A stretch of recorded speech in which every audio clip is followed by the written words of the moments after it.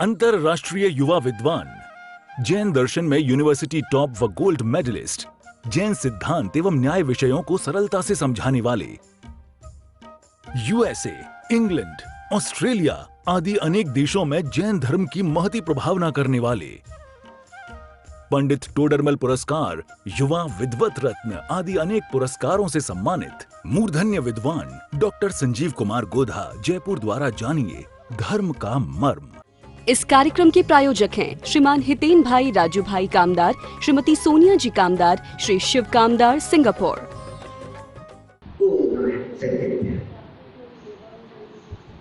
शत्रचूड़ामणि नामक ये ग्रंथ उमादीप सिंह सूरी आचार्य द्वारा लिखा गया। प्रथम अध्याय महाराजा सत्येंद्र रानी विजया को समझाते रहे और बहुत धर्मोपदेश हो गया। रानी विजया को एक मयूर आकृति विमान में बिठाकर स्वयं ने विमान को अपने हाथ से चलाया और उन्हें किसी सुरक्षित स्थान पर पहुंचा दिया। रानी के सुरक्षित स्थान पर पहुंच जाने पर, विमान से रवाना कर देने पर अंदर में क्रोध कषाय जागृत हुई, अंदर में क्षत्रियत्व प्रकट हुआ और वो क्रोध और क्षत्रियपना प्रकट हो जाने पर युद्ध के लिए तैयार हो गए। एक बहुत सुंदर नीतिकारों की बात कही थी कि एक अकेली उंगली चुटकी नहीं बजा सकती, अकेली उंगली आवाज नहीं कर सकती। आपका झगड़ा अकेले नहीं हो सकता, जब भी झगड़ा होगा तो दोनों तरफा होगा। इसलिए दो में से एक यदि मंद कषाई है तो फिर झगड़ा नहीं होगा। दो में से एक की कषाएं यदि मंद है तो फिर विवाद नहीं हो सकता, और दोनों ही मंद कषाएं हो तो फिर जीवन स्वर्ग हो जाता है। राजा सत्येंद्र के सामने सेना आ गई, काष्टांगार ने सेना भेज दी, सेना उपस्थित हो गई।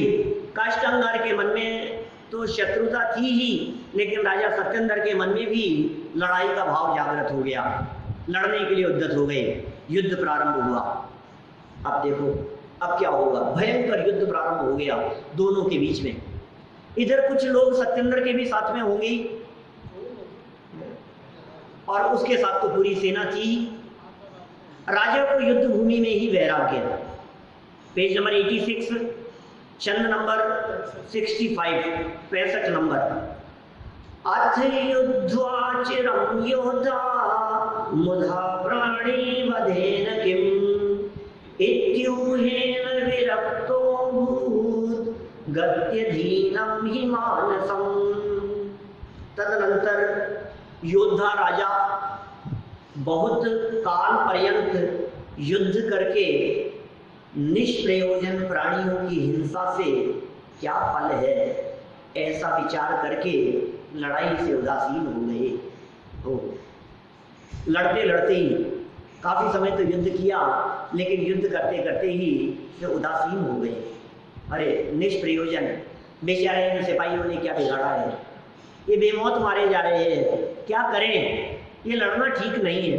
लड़ाई से किसी का भला नहीं होता, लड़ाई से शांति नहीं होती, और शांति के लिए लड़ाई होती नहीं। लड़ाई ना करना वो शांति का उपाय है। नीति कह रहे हैं निश्चय से गति के अनुसार ही मन के भाव होते हैं, अर्थात जिसको जिस गति में जाना होता है उसके मृत्यु के समय वैसे ही भाव हो जाते।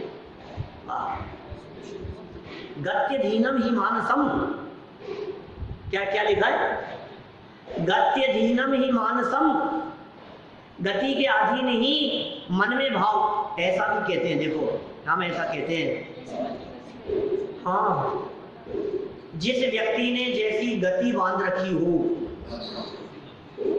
अंत समय में वैसे ही परिणाम होते हुए दिखाई देते हैं। अंत समय के परिणामों से क्या गति का संबंध है। इसलिए हमारे यहाँ समाधि मरण को क्यों श्रेष्ठ कहा गया है? समाधि मरण को इसलिए अच्छा कहा गया है कि अंत समय में आपके परिणाम बहुत अच्छे थे। वैराग्य के भाव, समाधि के भाव, संयम के भाव।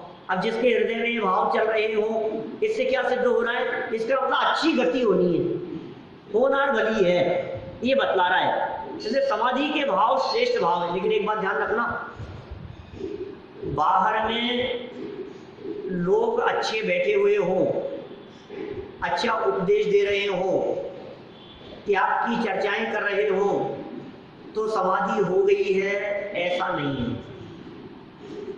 क्या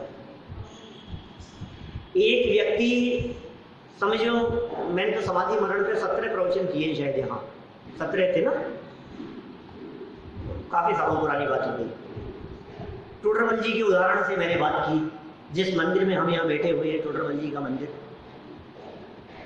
अंत समय में उन्हें हाथी के पैर के नीचे कुचलवा दिया गया।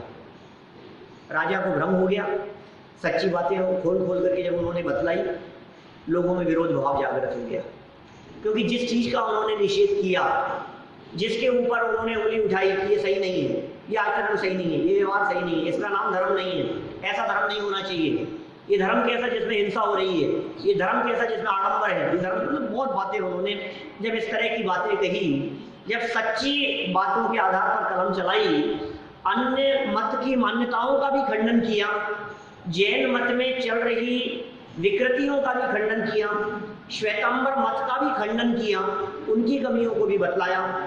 दिगंबर संप्रदाय में चलने वाले जो ये नई नई परंपरा, आज के 300 साल पहले सोचो आप, तो इन सब बातों से धीरे धीरे करके लोग विरोधी होते चले गए। यहाँ तक कि उन्होंने पूजन करने वालों की कमियां निकाली, उन्होंने उपवास करने वालों की कमियां निकाली, उन्होंने व्रत करने वालों के बारे में कहा, उन्होंने तप करने वालों के बारे में कहा, उन्होंने स्वाध्याय करने वालों को भी नहीं छोड़ा। कोई क्रिटिसाइज नहीं, लेकिन उन्होंने कहा यार तुम स्वाध्याय कर रहे हो, तुम जो बातें लिखी है उनके बारे में विचार तो करते नहीं हो और पढ़ जाते हो, इसका नाम थोड़ी ना स्वाध्याय है।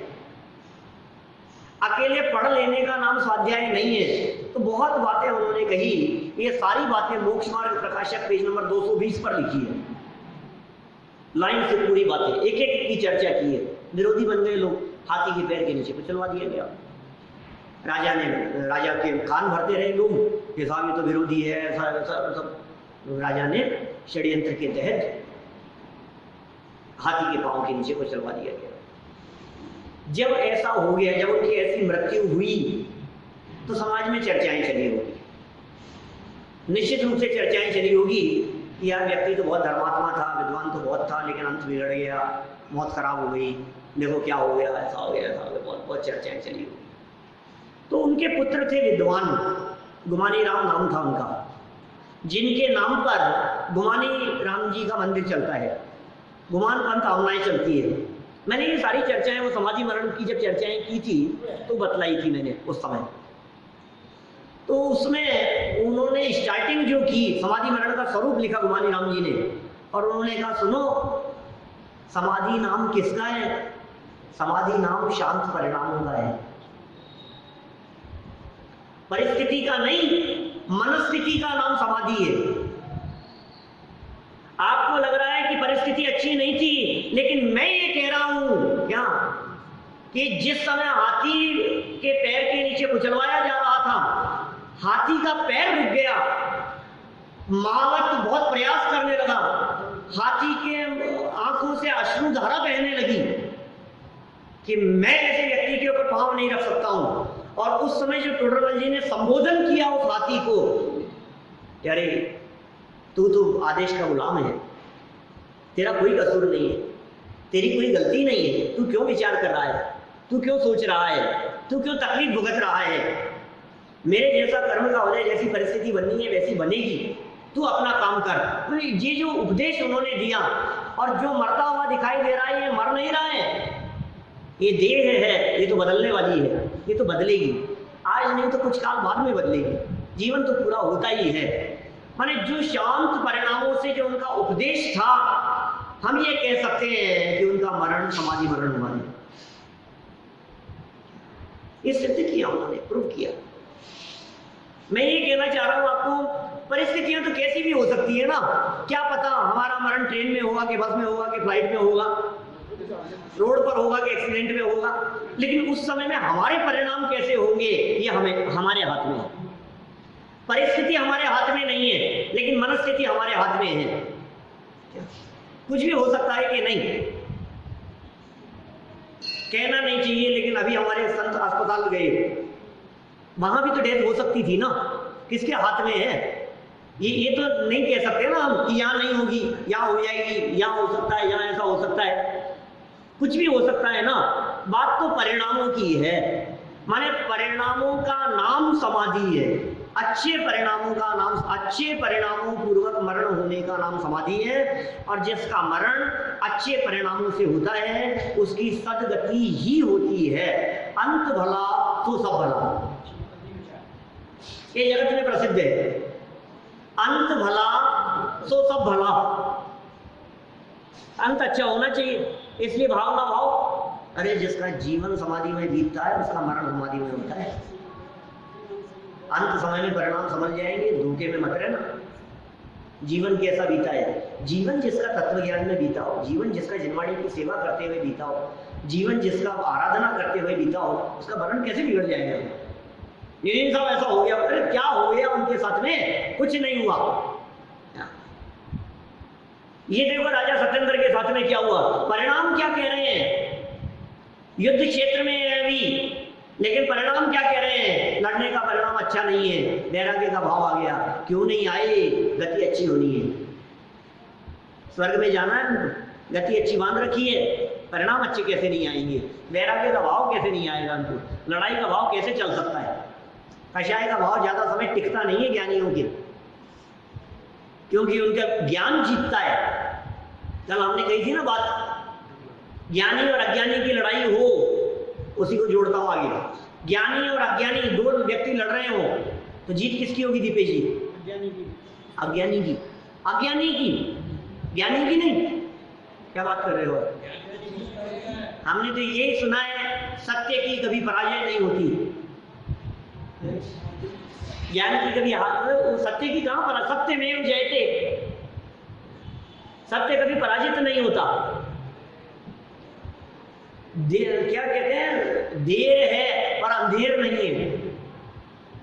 देर लग सकती है, और आप कह रहे हो ज्ञानी की हार? हाँ हाँ, ज्ञानी की हार होती भी दिखती है। लड़ाई में दो लड़ रहे हैं, एक ज्ञानी और एक अज्ञानी, ये दो लड़ रहे हैं। अज्ञानी जीतता हुआ दिखाई देगा, ज्ञानी की हार होती हुई दिखाई देगी। क्यों? क्योंकि ज्ञानी लड़ ही नहीं पाता है, वो लड़ ही नहीं पाता बेचारा, वो क्या करे? ये तो बहुत तेज है अज्ञानी, कषाई है, क्रोधी है, लड़ने के लिए तैयार है, कमर कस के लड़ना चाहता है, इसका तो दिल दिमाग बुद्धि सब कुछ कह रहा है लड़ना है लड़ना है लड़ना है, मेरे को डेफ कर दूंगा इसको। क्या समझता है अपने आप को? और ये क्या कहता है? मैं कोई कम थोड़ी ना हूं। बात तो ऐसी आई, कहता रहने देना यार, तो भाई लड़ता है। इसकी डबल लड़ाई चल रही है, ज्ञानी जीव के मन में डबल लड़ाई चल रही है। वो बेचारा क्या करे? जब जब थोड़ी सी कषाय जागृत होती है, अरे नहीं नहीं हम कोई कम थोड़ी नहीं, ऐसे चुपचाप थोड़ी ना बैठे रहेंगे, लड़ना चाहिए। फिर लड़ना शुरू करता है, फिर कहता है यार रहने दे यार, भाई को माथा पचाता है यार। अब ये अंदर इसी टूट रहा है, इसकी लड़ाई दो तरफा चल रही है बेचारे की। फिर क्या होता है? लड़ने का काम कषाय का है और नहीं लड़ने का काम ज्ञान का है। तो अंदर में जो डबल युद्ध चल रहा है, एक युद्ध बाहर से चल रहा है ज्ञानी का, और दूसरा युद्ध अपनी कषाय के साथ में चल रहा है। अपनी कषाय के साथ में अपना ज्ञान लड़ रहा है। अब यदि लड़ता रहता है तो कषाय हावी है, और लड़ना बंद करता है तो ज्ञान हावी हो गया है। तो ज्ञानी जीव का जब ज्ञान हावी होता है और कषाय मंद पड़ती है, तो अंदर में तो वो उसका ज्ञान जीत जाता है, लेकिन बाहर में जगत के जीव कहते हैं ये हार गया।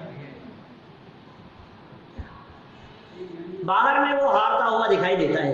ये इसका ज्ञान जागृत हो गया, इसका अंत भला है, समझदारी का काल आ गया है, होनहार भली है, परिणाम अच्छे आ गए। ये लड़ाई कितनी जल्दी मिट जाए ये काम ज्ञानी का है। क्या ज्ञानी ये सोचता है जितना जल्दी झगड़ा मिट जाए उतना अच्छा है। अज्ञानी जी सोचता है आ गया ना, चुपचाप देखो लाइन पर आ गया ना, आ गया मेरे पास में। अज्ञानी क्या सोचता है? लेकिन भाई उसकी कषाय गई, वो क्या करे? तो हार करके भी उसका ज्ञान जीत रहा है। कोई बात नहीं, तुम जीत जाओ यार, तुम जीत जाओ, लेकिन कषाय तो बंद करो, मतलब झगड़ा तो बंद करो। तुम्हारी जीत में भी यदि तुम्हारी जीत की घोषणा करके झगड़ा मिट जाता है तो उसमें भी हमारे ज्ञान की ही जीत है, समझदारी की ही जीत है। जीत तो समझदारी की हुई ना। ये राजा सत्येंद्र की बात कह रहे हैं, विचार करके लड़ाई से उदासीन हो गए, गति के अनुकूल ही मन के भाव होते हैं। अर्थात जिसको जिस गति में जाना होता है उसके मृत्यु के समय वैसे ही भाव हो जाते हैं। जिसको जिस गति में जाना होगा, अंत समय में धर्म नहीं सुहारा है, इसका मतलब ये है अधोगति होनी है। जीवन भर अच्छा करते रहे और अंत समय में परिणाम बिगड़ रहे हैं। रात को खाने का भाव आ रहा है, बिस्तरों में पड़े नहीं, मेरे तो ये सब दिख रहा है, तो इसका मतलब ये है कि भाई साहब होनहार खोजिए, परिणाम संभले, बात काम ऐसा होना चाहिए। देखो नीचे सारा रात पढ़ते हैं, बहुत समय तक युद्ध करने के बाद, ऐसी बात नहीं कि सत्येंद्र लड़े नहीं, युद्ध भी किया उन्होंने। बहुत समय तक युद्ध करने के बाद राजा सत्येंद्र का विवेक जागृत हुआ। इसका मतलब लड़ाई अविवेक का परिणाम थी, अब विवेक जागृत हो गया, माने अविवेक पर विवेक की विजय हो गई, विवेक जागृत हुआ। वे विचार करने लगे कि मैं अकेला सेना पर तो विजय प्राप्त नहीं कर सकूंगा, कितनी चलेगी मेरी, पूरी सेना है भाई साहब सामने की तरफ, व्यर्थ ही मनुष्यों की हिंसा से क्या लाभ, क्योंकि मन के विचार भविष्य में होने वाली गति के अनुसार ही होते हैं। आपको कैसे परिणाम आए, आप स्वयं निर्णय कर सकते हो मैं कहां जाने वाला हूं। अंत समय में आपके परिणामों से आप खुद निर्णय कर सकते हो मैं कहां जाने वाला हूं। आप देखो जिस दिशा में जा रहा है व्यक्ति, आखिर मंजिल उसी दिशा में तो प्राप्त होगी। लड़ता लड़ता जा रहा है तो कहां जाएगा, जिधर जिधर लड़ाई झगड़े का काम हो रहा है उधर ही जाएगा। नरक दिख रहा है, मायाचारी शंकपट के परिणाम लेकर के जा रहा है तो कहां जाएगा, तिरंज गति दिख रही है। लोभ लालच के परिणाम लेकर के जा रहा है तो क्या होगा, बहुआरंभ परिग्रह तो नरक से विषय। और स्वभाव की सरलता है, परिणामों में सरलता है तो कहां जाएगा, मनुष्य गति की प्राप्ति होगी, स्वर्ग की प्राप्ति होगी।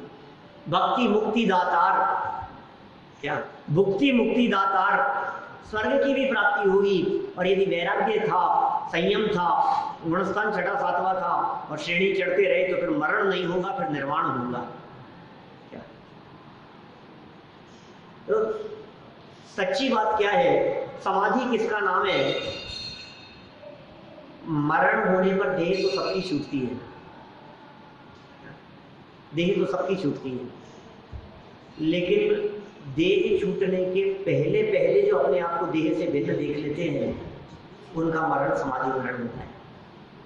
देह तो दोनों की छूटेगी, समाधि वालों की भी छूटती है, समाधि मरण जिनका नहीं हुआ है उनकी भी देह छूटती है। फिर फर्क क्या हुआ दोनों में, दोनों में क्या फर्क हुआ, मरण तो दोनों का हो गया है ना, क्यों साहब। फिर मरण, कौन से मरण को समाधि कहें और कौन से को नहीं कहें, क्या फर्क हुआ, इतना ही फर्क है। देह छूट जाए और देह के प्रति आसक्ति न टूटे वो मरण, और देह छूटे उससे पहले देह के प्रति आसक्ति टूट जाए इसका नाम समाधि मरण। क्या समझ में आई बात, डेथ तो होगी भाई साहब, जीवन तो सबका पूरा होगा, लेकिन देह छूटी और आसक्ति लेकर के मरा है, मैं मरना नहीं चाहता, मैं मरना नहीं चाहता, मुझे बचा लो डॉक्टर साहब, मुझे बचा लो। क्या कर सकते हो, जो दिख रहा है उसका हाथ पकड़ दिया, मुझे बचा लो, अब मैं मरना नहीं चाहता। तो इसका मतलब ये है कि तू मरण से तो बच नहीं पाएगा, लेकिन नया शरीर मिलेगा तुझे। कैसा मिलेगा वो देखिए। समाधि परिणाम तो शांत परिणामों का पूरा लेख लिखा उन्होंने, गुमानी राम जी ने, और प्रूव किया इस बात को कि परिणामों से समाधि होती है भाई साहब, देह से समाधि नहीं होती। अशक्त अवस्थाएं आपकी दिखाई दे रही है, इससे कोई समाधि का फर्क नहीं पड़ता है। मान लीजिए यदि अंत समय में मेरे को अस्पताल में ले जाए और मेरा मरण अस्पताल में हो गया, तो क्या समाधि नहीं हुई? ये किस आधार पर कहते हो आप? अरे अस्पताल में मर गया इसलिए समाधि नहीं हुई। कौन ले गया? मेरी अशक्त अवस्था है, मेरे को होश नहीं है, मेरी बेचैन अवस्था है। इस अवस्था में यदि आस पड़ोस वाले, घर वाले, परिवार वाले, पास में खड़े हुए लोग यदि ले गए, अस्पताल में ले गए और भर्ती कर दिया गया, और वहाँ जो कुछ भी इलाज होता रहा, लेकिन परिणाम तो मेरे साथ में है ना। क्या समाधि हुई कि नहीं हुई इसका संबंध तो मेरे परिणामों से है ना, कि बाहरी परिस्थिति से। एक व्यक्ति को जबरन अंतिम समय में, समझ लो कोई मुनिराज समझ लो आप, अपने भावलिंगी संत मुनिराज जिनके ऊपर इतने उपसर्ग हुए, और उपसर्ग के काल में जिन मुनिराजों का जीवन पूरा हो गया, तो क्या उनको समाधि नहीं हुई? ये पुराणों में इतने जो प्रसंग मिलते हैं अपने को, इन मुनिराजों को घाड़ी में पेल दिया गया, इनके साथ में ऐसा हुआ, तो अंत समय में परिस्थितियां बहुत खराब थी ना, तो समाधि नहीं हुई उनकी। परिणाम भाई साहब, परिणाम क्या फर्क पड़ता है? बाहर में परिस्थितियां कैसी भी हो, रुई में लपेट करके आग लगा दी, बोलो आप, गुरुदत्त मुनिराज, गज कुमार मुनिराज माथे पर सिगड़ी जला दी, हो रही है परिस्थितियां। अरे क्या करें, इनका तो अंत समय में देखो आप कैसे कैसे मरण हुआ बेचारे, आग में जल करके तरफ के मरे। अरे क्या, बाहर में आग में जलते हुए दिखाई दे रहे हैं, अंदर में शांत परिणामों से कर्म जल रहे हैं। जगत के जीवों को लग रहा है शरीर जल रहा है, लेकिन शरीर नहीं जल रहा है, अंदर में ज्ञान ज्योति जल रही है, अंदर में ज्ञान का प्रकाश है, बाहर में अग्नि का प्रकाश दिखाई दे रहा है। इसका नाम समाधि है। भविष्य कैसा होना है इसका निर्णय होता है आपके वर्तमान से। आपका वर्तमान आपके भविष्य का निर्णायक होता है। आपका वर्तमान कैसा है? वर्तमान अच्छा है, भविष्य अच्छा होगा। वर्तमान भाव अच्छे हैं, भविष्य नियम से अच्छा होगा। वर्तमान को संभालो। देखो विशेषार्थ में क्या कहते हैं। राजा सत्येंद्र की शुभ गति होने वाली थी, पता है आपको? नहीं पता हो तो आगे पता लग जाएगा, मर करके स्वर्ग में चले गए। राजा सत्येंद्र की शुभ गति होने वाली थी, अतः उनके वैसे ही परिणाम होना भी स्वाभाविक था। अपने आप ही सुई उसी दिशा में घूमेगी। देखो जिस व्यक्ति का मरण जिस जगह पर होना होना, वो उधर ही चला जाता है। गलत ट्रेन पकड़ लेता है, गलत बस में बैठ गया, तो कहाँ जाकर के, जिस रास्ते कभी जीवन में गया नहीं, जिस रास्ते कभी जाने की सोची नहीं, वहां जाकर के कैसे मरण हो गया? ये क्या हो गया? ये कैसे हो गया? अनजान आदमी मिल गया कोई, उसकी हेल्प करने के लिए, न मालूम कौन सी जगह पर चला गया, कौन से मोहल्ले में चला गया, तो कहाँ जाकर के दुर्घटना हो गई, कहाँ मरण हो गया। अब आप भले जांच करते रहो कि वहां चले कैसे गए। जहाँ जाना वहां चला जाए, क्या करें? स्वाभाविक था। जैसी गति वैसी मति, दो वाक्य मिलते हैं। जैसी गति वैसी मति, एक वाक्य। इस वाक्य को उल्टा करो, जैसी मति वैसी गति। क्या क्या साहब? जैसी गति वैसी मति, और जैसी मति वैसी गति, दोनों ही सही है। आपको कौन सी गति बंधेगी? आप मर के कहाँ जाओगे? जैसी मति है। आपकी बुद्धि यदि वो खोटी खोटी चल रही है ना, तो समझ लेना कि खोटी गति का बंधन है। जैसी मति वैसी गति। अब दूसरे तरफ से लगाओ, गति जैसी बन गई हो ना, अब परिणाम भी वैसे आते हैं। तो गति अनुसार मति भी होती है, और मति अनुसार गति भी होती है। दोनों ही बातें बराबर है। तो हम क्या करें साहब, ये बताओ। अब हम क्या करें? परिणाम तो बदलते रहते, कभी अच्छे तो आप अपने परिणामों को संभालो।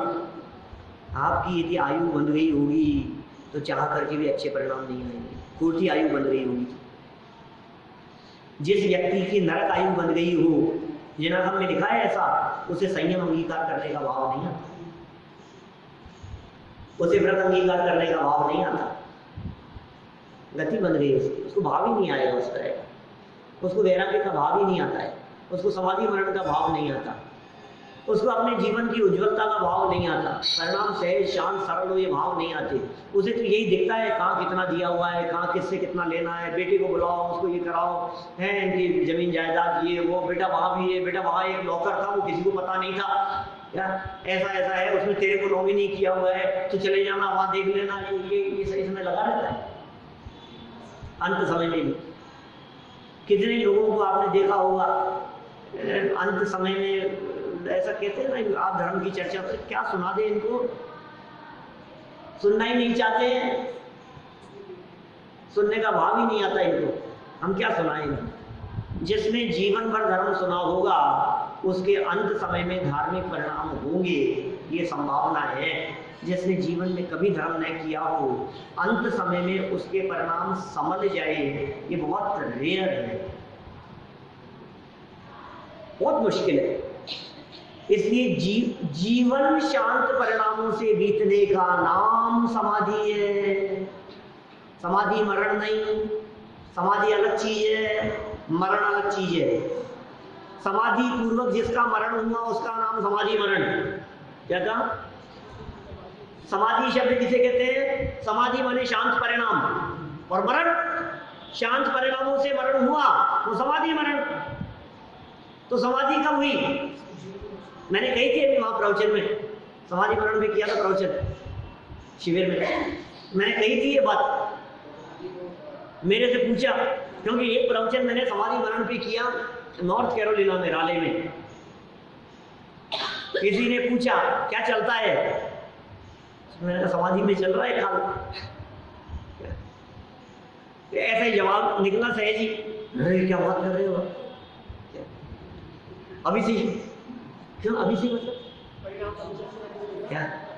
हमारे यदि परिणाम, हमारा यदि जीवन इस तत्व ज्ञान के लिए समर्पित है, हमारा यदि जीवन सुख और शांति में यदि बीत रहा है, हमारे परिणामों में यदि वस्तु स्वरूप विचार यदि ये चलता रहता है, तो इन परिणामों को समाधि कहते हैं। फिर चाहे मरण आ जाए, चाहे मरण 10 वर्ष बाद में आए, लाखों वर्षों तक जीवूं या मृत्यु आज ही आ जाए, इस परिणाम का नाम समाधि है।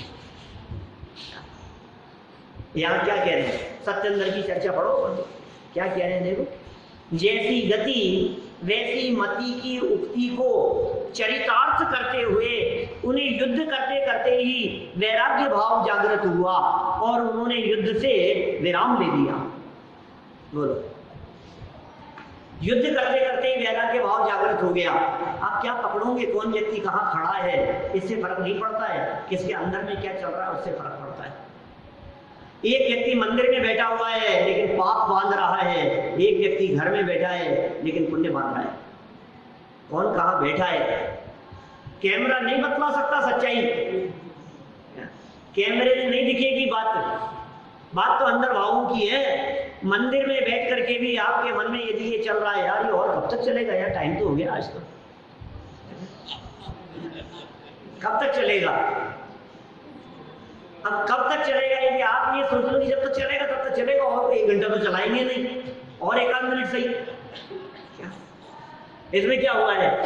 तो आपके परिणाम कैसे हैं? आपके मन में ये लग रहा है यार मुझे आज तो जल्दी जाना था और आज ही ये 10 मिनट और ज्यादा ले लिए इन्होंने, अब बीच में उठ करके जाऊंगा तो अच्छा नहीं लगेगा, क्या करूं मैं, ये बंद कर दे बस। थोड़ी सी मेरी आवाज धीरे होती है और लगता है अब बंद हो गया, अब बंद होने वाला है, अब बंद होने वाला है। तो सुन रहा है कि क्या बांध रहा है क्या? और किसी को लगता है आज तो जन्माष्टमी है, आज तो छुट्टी का दिन है, कोई बात नहीं, 5 मिनट और ज्यादा ले लें तो कोई बात नहीं, क्या बात तो पूरी हो, पुण्य बांध रहा है। कोई घर में किसी कारण से अटक गया हो, यार आज छुट्टी थी फिर भी देखो मेरे को इस वजह से अटक गया हूँ, मैं जा नहीं पा रहा हूँ मैं, वो पुण्य बांध रहा है। घर में बैठ करके भी पुण्य बांध रहा है। ये कह रहे हैं यहाँ पर इस उक्ति के को चरितार्थ करते हुए, अब वो युद्ध क्षेत्र में बैठे हुए हैं, राजा सत्येंद्र बैठे हुए कहाँ है? युद्ध के बीच में हैं, और परिणाम क्या चल रहे हैं? मैं आपसे कहता हूँ अभी युद्ध के बीच में चलते चलते, लड़ाई के बीच में जैसे ही उनको भाव आया यदि उनकी हत्या हो जाए तो शांत परिणाम थे या नहीं? लड़ाई मिटाने का भाव था या नहीं? वैराग्य का परिणाम मन में आ गया था या नहीं? अब दुनिया तो ये कहेगी लड़ते लड़ते मरे, दुनिया तो यही कहेगी ना लड़ते लड़ते मरे, लेकिन नहीं मरे वो लड़ते लड़ते, क्योंकि लड़ने का भाव तो मिट गया था। इसलिए किसी व्यक्ति के बारे में आप कुछ नहीं कह सकते हो तो उस व्यक्ति की वर्तमान खोटी स्थिति देखकर। किसी व्यक्ति को आपने आलू खाते हुए देखा, आज अष्टमी का दिन, भादवे का महीना चल रहा है, और आपने उसको किसी एक ठेले वाले के यहाँ है आलू भरा हुआ गोलगप्पा खाते हुए देखा, हो सकता है ना ऐसा? देख लिया, अब आप उसकी बुराई चलता, आप ये कहोगे शर्म नहीं आती, कैसा आदमी है, भादवे का महीना चल रहा है, ये कैसे व्यक्ति है। अब आप तो उसकी बुराई चालू कर रहे हो। और सुनो, वो जो खा रहा था ना, जैसे उसकी निगाह आपके ऊपर पड़ी, क्या उसके मन में भी भाव आया है, यार मैंने भी गलती किया था, वास्तव में है तो गलती, भादवे का महीना चल रहा है, अब आज तो हो गया सो हो गया, आज से ही त्याग करना। अब उसने तो त्याग कर दिया, कब त्याग किया उसने? वही ठेले पर खड़े खड़े, किससे कहा नहीं, किसी से कहा नहीं, मन में ही उसने कहा यार आज के बाद में बहुत गलत काम हुआ है, तो मेरे को तो नहीं खाना चाहिए, उसने वहां त्याग कर दिया। अब दूसरे दिन कहीं चर्चा चल रही थी, आप क्या कहोगे? अरे ये तो खाता है, और वो क्या कहेगा? उससे चर्चा चलेगी तो मैंने तो त्याग कर दिया, मैं नहीं खाता था, मैंने तो त्याग किया। बोलो, हमने देखा है तुम्हारे को कि जब देखा था वो भी सच्चा था, और आज जो मैं बात कह रहा हूं ये बात भी सच्ची है। बदल गया ना जीवन, बदलने में कितनी देर लगती है? बतलाओ मेरे को, एक ही स्टेप तो है, बट एक झटके से बदल गया। नहीं, मैं केवल बाजार में खाने का त्याग करता हूँ, आलू खाने का त्याग करता हूँ, जमीकंद खाने का त्याग करता हूँ, न केवल भादवे में खाने का त्याग करता हूँ। भावना तो ऐसी है, यदि भादवे में यदि मैं दृढ़तापूर्वक निभा लिया तो जीवन भर के लिए इसका त्याग कर दूंगा, ये काम अच्छा नहीं है। होना भली ये कह रहे, युद्ध करते करते ही वैराग्य भाव जागृत हुआ, और फिर होना क्या था? वैराग्य होने के बाद अभी तो समाधि होनी है इनकी, और उन्होंने युद्ध से विराम ले लिया। अब युद्ध विराम के बाद अब जितना युद्ध किया है उसके प्रति पश्चाताप का भाव और आगे और सुंदर परिणाम, इन सब की चर्चा। इस कार्यक्रम के प्रायोजक हैं श्रीमान हितेन भाई राजू भाई कामदार, श्रीमती सोनिया जी कामदार, श्री शिव कामदार, सिंगापुर।